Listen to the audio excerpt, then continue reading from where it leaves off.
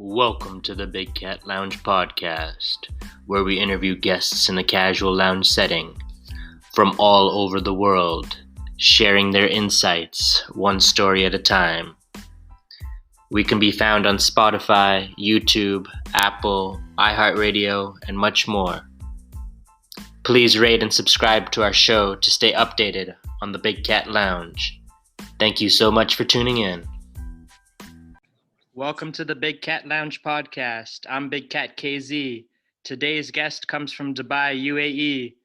He's a loving father, an alternate chairman, an ambassador, and international advisor of the Gulf Cooperation Council, GCC. His vision is where or who he wants to be is his greatest asset. Without goal, you can't score. This year, the focus is towards humanitarian activities. We welcome Dunston to the Big Cat Lounge podcast. Thank you. Thank you so much for coming here on the show. So tell Thank you us so a little much. bit more about your efforts for this year, for your goals, for your activities. Yes, I had moved to UAE about in the month of November. I was prior to that I was based out of India, and after coming to UAE, I got involved in almost 10 NGOs across the world. Like Hope Ambassadors, Global Goodwill Ambassadors, Melano Foundation, Aruna Foundation, Aero Foundation. So like this, about 10 foundations I am currently associated as ambassador, and I am also the chairman of Hope Ambassadors for GCC, and also I am the deputy chairman for the Global Cancer Mission. So there is a lot of responsibilities currently given to me on humanitarian front.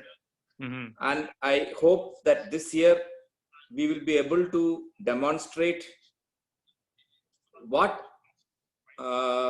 humankind needs, and we want to make this world a better living place for everybody. Yeah. That is our motive, and that is what we are going to work towards to. In fact, yesterday I got inducted into a new organization called Women Reformation. So there we are planning to empower women in Africa. So as you know, there is no gender equality anywhere. Everybody is equally capable of handling things. So empowering women and making them more coming to the forefront is what that organization is planning to do. And likewise, all these years I have been focusing basically on my business, my career, and my family. But now I thought that it is high time that I give it back to the society. And that is the reason why I thought of taking up these esteemed responsibilities. And I hope that I will be in a position to kind of fulfill the goals of these organizations. How did you seek out some of these responsibilities? Like how does one become an ambassador? Is that something you have to apply? What's the type of process? It is basically they see what you have been doing in the past, what you have been doing in the past, and based on those credentials as well as your qualification, your expertise, these are all considered in terms of considering your application for ambassador. So as far as I am concerned, since I was involved for the past 11 years as an entrepreneur, I was mainly focusing on women empowerment. I was taking women from the socially weak families, training them, educating them, and then giving them job in my own organization and making them self-dependent. So I think I would have given life to at least about 50 women in that manner for the past 11 years.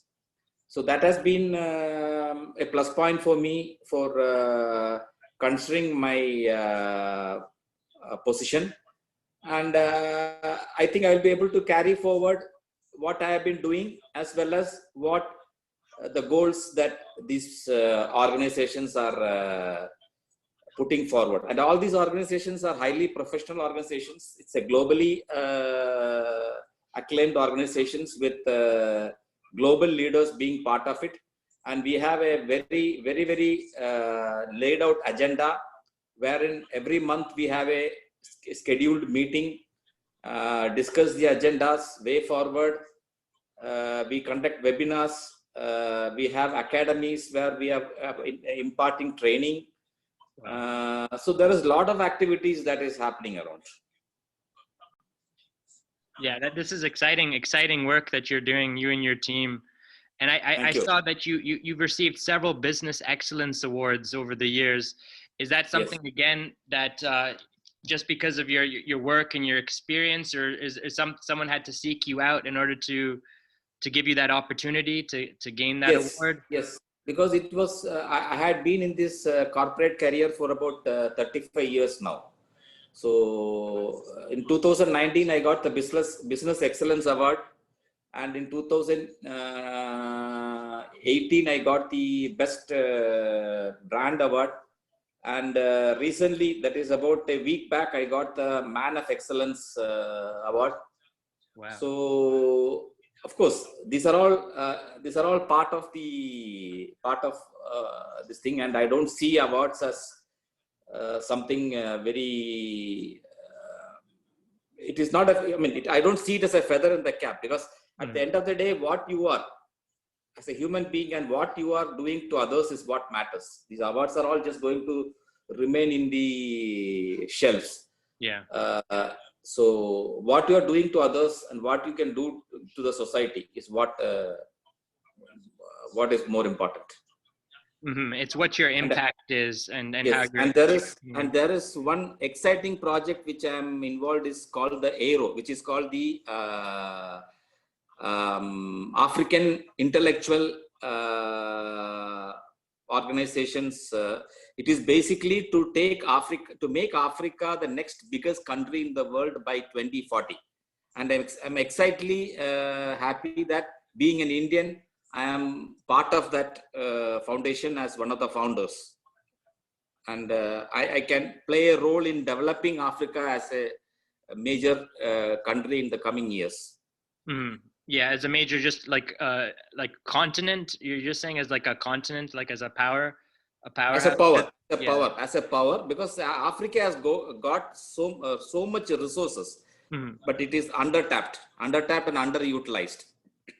So this foundation is planning to enhance those things, and we have identified about 5 pillars, 5 areas where we need to focus, which is basically education, technology, science. So these are some of the areas which we are planning to focus, and I think that is also going in the right direction as of now. Yeah. A quick thought to pause upon. So the world is what you think of it. So think of it differently, and your life will change. #_Dunston. Yes. Thank you. So yeah, tell me a little bit more about what your words are and what your meaning is. No, I keep I keep engaging with people in social media platforms. See, it is not basically to kind of project what you are doing, where you are going, what you are eating, those kind of things. Status. Yeah, no, yeah. Yeah, but at least I communicate with people on a kind of a mentoring. See, if anybody is benefiting out of what I am sharing, I'll be grateful. So that is what I believe in. Rather than just saying, I'm not looking for thumbs up or likes on what I post. Yeah. But yes, if somebody is saying that yes, it is good, or somebody just calls me, or somebody just send me an inbox saying that your message was superb, I feel happy about that. So that is what I am trying to do. And I do a lot of, it is not that I'm just posting something. I do a lot of exercise. I refer a lot of books. I do a lot of background work in what I post, and I make sure that what I post is something which will help at least a few. Yeah, you believe in what you post. You're not just posting something because someone influenced you or paid you money. You're doing it out of the goodness of your heart because you think it provides value and an impact to everyone that listens. Yes. I've seen a lot of your posts, and one more recently with more of like proposal material on just different opportunities that there is in UAE to set up your business and how you're going to be an advocate for them. So tell me a little bit more about those that want more information. How do they go about doing so? I am currently also working as an advisor to one of the royal families of Dubai, which is Sheikh Hamdan Al Maktoum family member. So we support entrepreneurs, new startups, or established businesses to set up their operations in UAE or in any of the Middle East countries under our sponsorship. As you know, setting up a business in UAE, you need to have a local sponsor. So having a royal family member as your local sponsor, it has got its own benefits. So that is the reason I am now targeting investors and startups from Israel. Now Israel is opened up. The bilateral relationship between UAE and Israel is now very good. Yeah. And there are a lot of Israeli people are coming up with business ideas, and we are vetting it out and seeing which are the ones which we should take it up. Similarly, people from Brazil, similarly people from Africa. So these are all some of the continents from where we have been approached by people, and we are looking at opportunities as to how we can align with them and support them in establishing a business setup in UAE. And as you know, UAE is the one of the first countries to open up completely after the pandemic, and businesses or the country is as normal as any other period. So that itself shows that the leadership is completely in alignment with the growth of the country. And we are looking forward to more people coming to UAE and start their ventures, and we are there to support them in any activities what they do to expand their business, because Dubai is geographically well placed, and it is a gateway to the world. It has got access to all countries, and as part of the royal family, our organization, we are aligned to support any person to set up their business and give them all support to expand. So would there be like any specific incentive for say me being in the US to want to start up in UAE versus another country? Are there any like tax incentives or just anything that would really be significantly beneficial? Yes, as you know, Dubai, the tax structures are very, very minimal. I mean, earlier it was a tax-free country. Now we have got about 5% tax VAT for business activities. Okay. And it's more is you have plenty of opportunities. That is what is. You start anything, you will not fail. In the sense, Dubai is one place. As you know, anything in the world is available in Dubai, and anything first is available in Dubai. So people come to Dubai to buy something first, and that makes it more beneficial. That you take any industry, whether it is food industry, whether it is travel and tourism, whether it is health, or whether it is manufacturing, any industry, it flourishes. Mhm. And I have recently shared an article called the HAM, which is basically health, agriculture, and manufacturing. These are the three sectors which are going to grow after pandemic for any country, because health, agriculture, and manufacturing of certain items are prerequisite for any country. Even if there is a lockdown, they can self-sustain.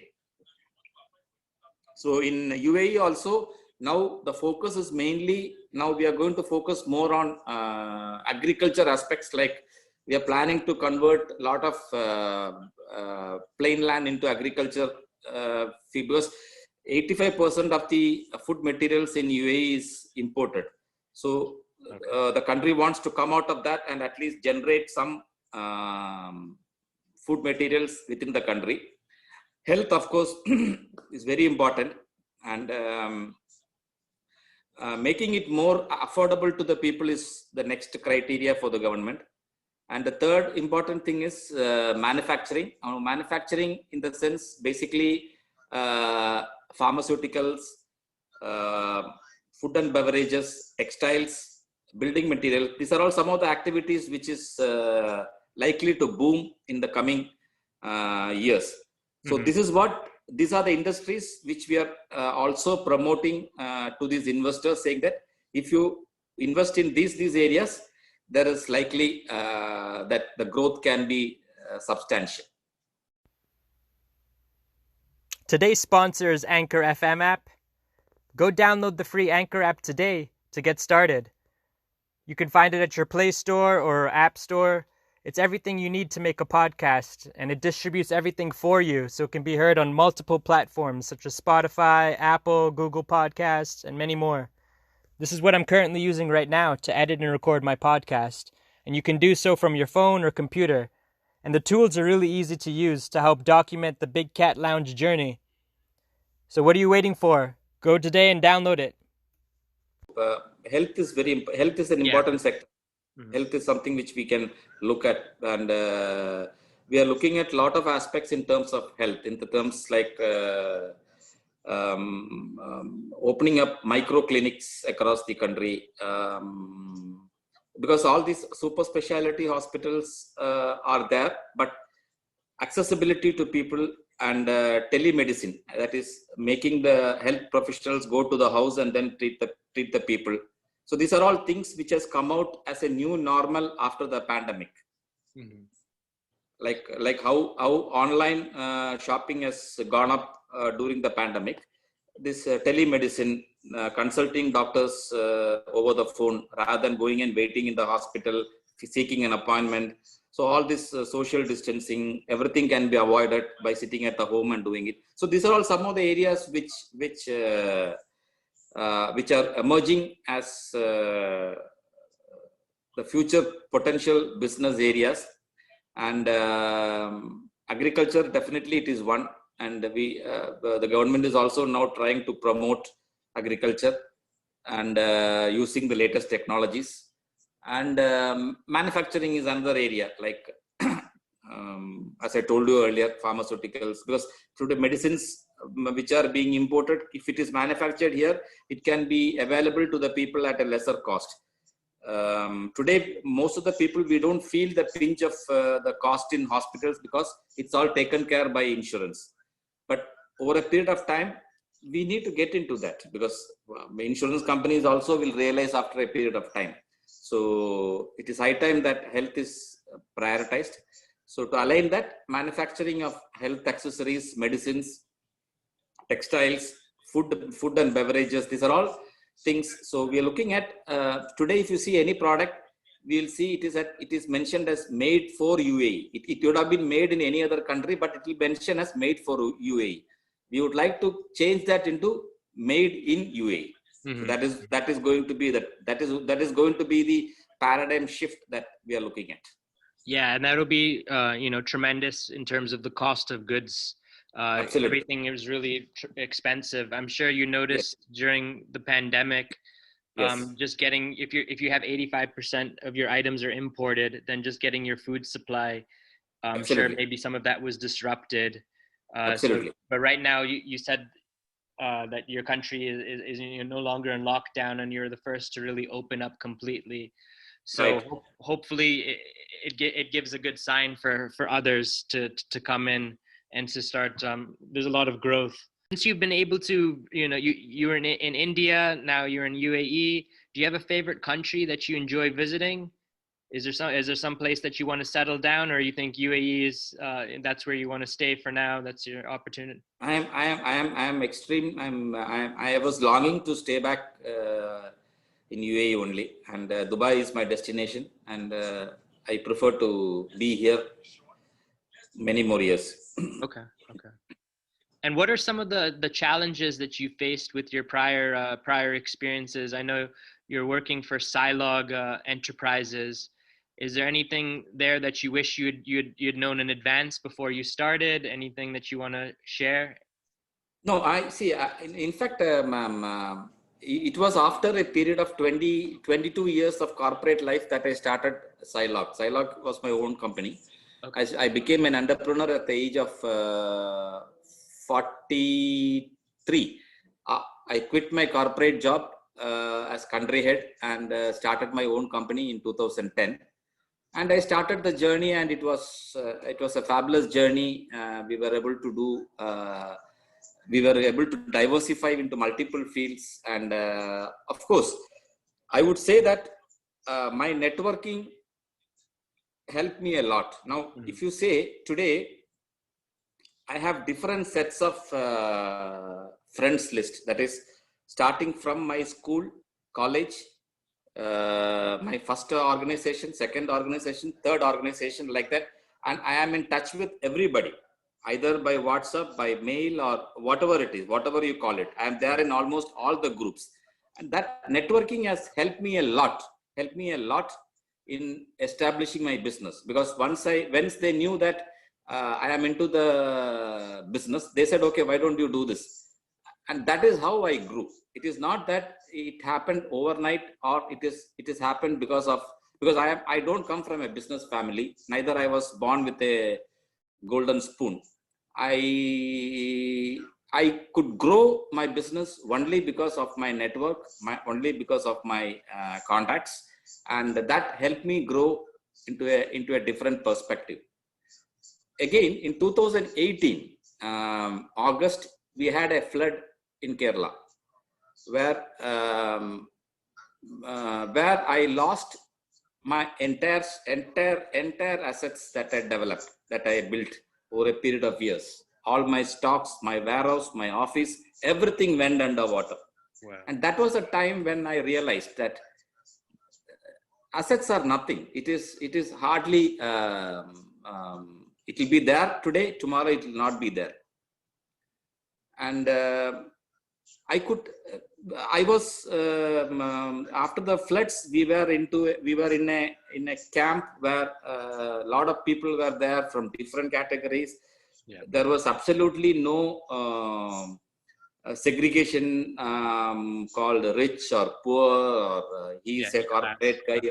Nothing. Everybody was same. Everybody was struggling there for food. Everybody was struggling there for the room.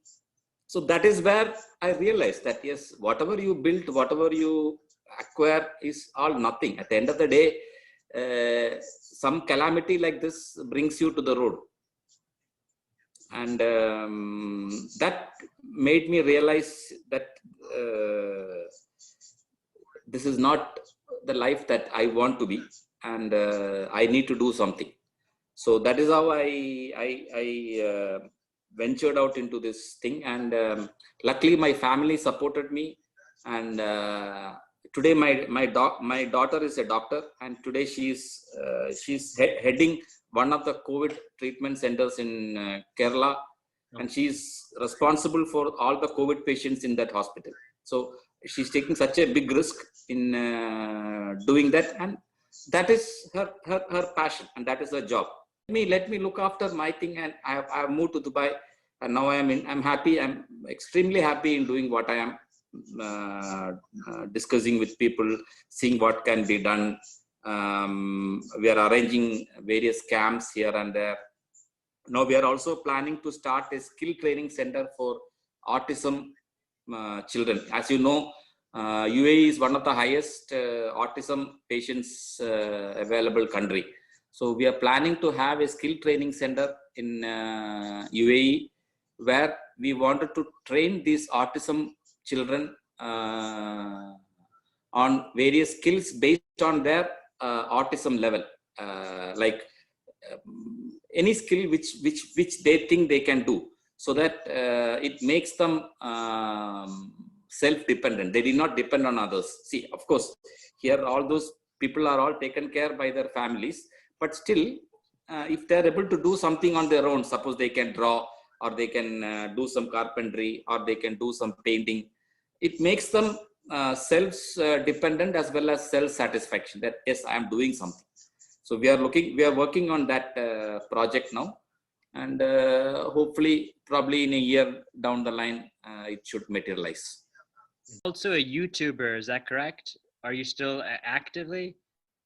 I am there in YouTube. I normally just share my story. There's an article called My Story where I talk about the journey that I had traveled in the last 35 years. Saying like you have all this knowledge that you've built up over the years, and you think a lot of it's due to your interactions with others, with networking, and just being able to speed up your understanding.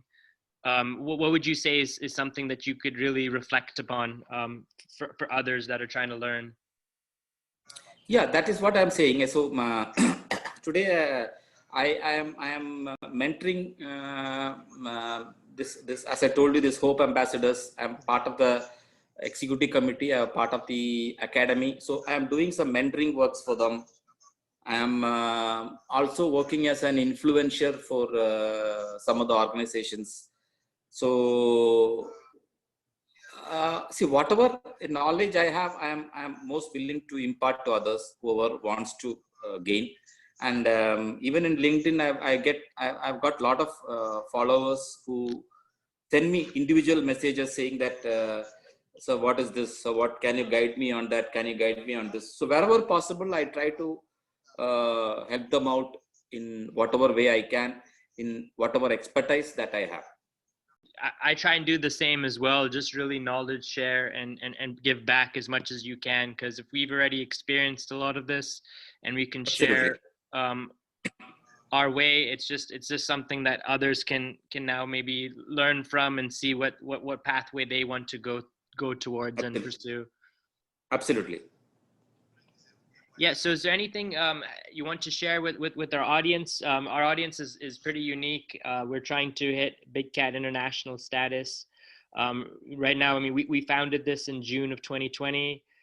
We've had the luxury of interviewing guests from all over, in India, Australia, New Zealand, Canada. So we're really trying to get a good grasp of all the countries and try and get a good understanding of what's going on in their culture and their area, because not everyone gets to hear about it unless you seek it out or if it's on the news.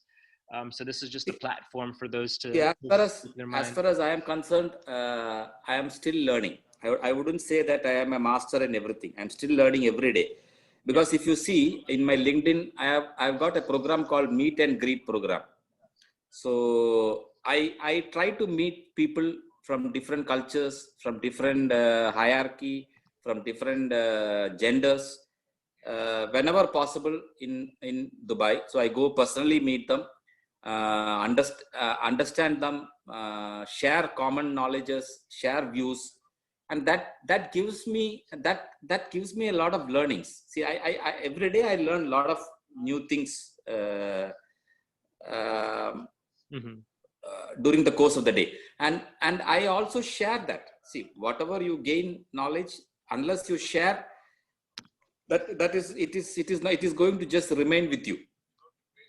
It is just like a recipe. If you say that I know to make a good biryani or something, but if you are not sharing that with others, how do they know that it is good or bad? Yeah, you're never going to know. Yeah. So whatever knowledge you gain, you share it with others so that people benefit. What knowledge that you have gained, over a period of time is your experience. And that experience is something which no Harvard University or anything can give to any student overnight. They can just give you a degree, but experience is something which is absolutely important and which gains knowledge. You were associated with Swiggy and Uber for their hidden kitchen concepts and implementations. Could you highlight some of that work that you did? Yeah, we were associated with Swiggy and Uber Eats. Uber Eats, okay. Yeah, Uber Eats during 2019 for their cloud kitchens. They had this cloud kitchens concept in the South India, where they had it in Chennai and Bangalore.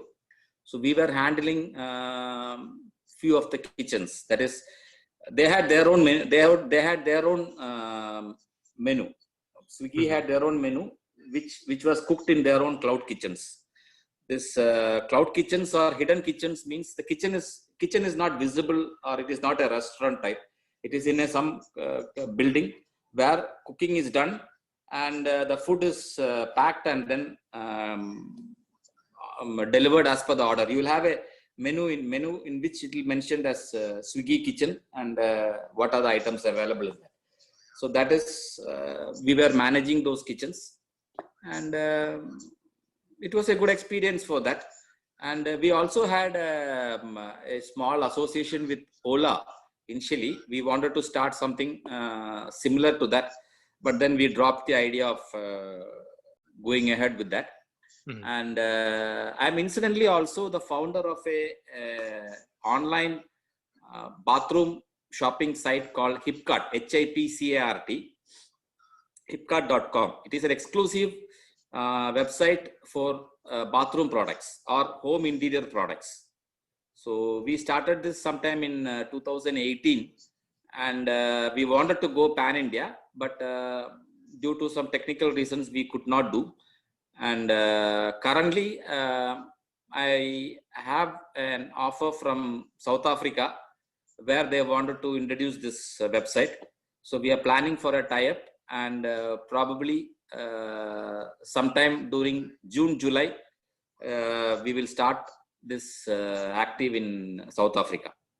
Oh, it is an exclusive site only for bathroom products, and which is not available today in India. Okay. You get bathroom products in many sites like Flipkart or Amazon or anything, but an exclusive site with about 7 to 8 brands, so that you go to that website, it is only bathroom products. Okay. And I guess these brands, are they going to be sourced in that country, or is this going to be all over? Is there specifics as to why you wanted to narrow it down to 7 to 8? No, some not all these brands, because some of these brands are country specific. Okay. So, but there are some brands like international brands like Roca, Toto, and all, which are available in South Africa also, will be part of the website, and we will be adding on some of the local brands available there to the website. And another 2 projects which we are working in Dubai under the Royal Office. One is the bamboo bikes, the bicycles made of bamboo. This is basically to promote green environment. These are coming from Israel actually. So we are planning to set up a manufacturing unit in UAE. Oh, wow. And another project is which is already available in India, which is called the fly dining. A restaurant which is hanging restaurant. The table will be hanging on a crane. You will be sitting on top and then eating your dinner or lunch. Huh. Interesting. It's called fly dining. It's already available in Ludhiana, Bangalore, and Goa. They wanted to come in to Dubai, so we will be supporting them to establish in Dubai. So there are a lot of exciting things coming up. Yeah, there is.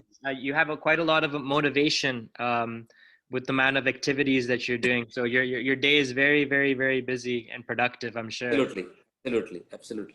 Where can our listeners find out more if they want to look more about your journey and keep up to date with your progress and your activities? They can see my YouTube called Dunston My Story. Okay. Dunston My Story, and they can follow me on LinkedIn, and that is up to date. LinkedIn is up to date. You'll see my entire journey and what I am doing. Everything is available in LinkedIn and also on YouTube My Story. Well, thank you so much for having this discussion with us. Is there anything Thank else you. you want to leave for the listeners? Anything else you want to say? No, I'm saying just have faith and keep going, and there's nothing nothing that can stop you, because if anybody says that failures, I'm failing, no, failures is definitely a stepping stone to success, but keep going, because you don't know when your success is going to be there. You may be close by, and if you quit, that's it. Keep going. And that's how. And when I lost everything in 2018, I said, okay, fine, let us wind up everything and then sit at home. I said, no, okay, let us start something. No. So I again ventured out, and today I am here sitting discussing with global leaders, and I'm extremely happy about it, and keep growing. And the world is there. Pandemic, Corona, everything will go, and we will all have a wonderful place to live for the future generation. Thank you so much. Thank you so much. It was a pleasure having you on the show. We look forward to having you again in the future. Thanks again. Thank you.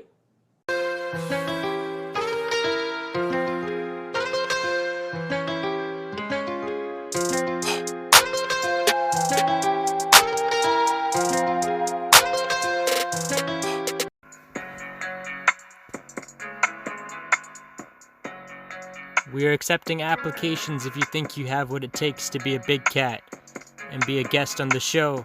Email us at bigcatlounge@gmail.com.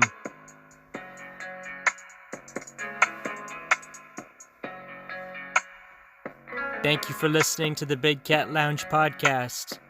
Hope to see you soon.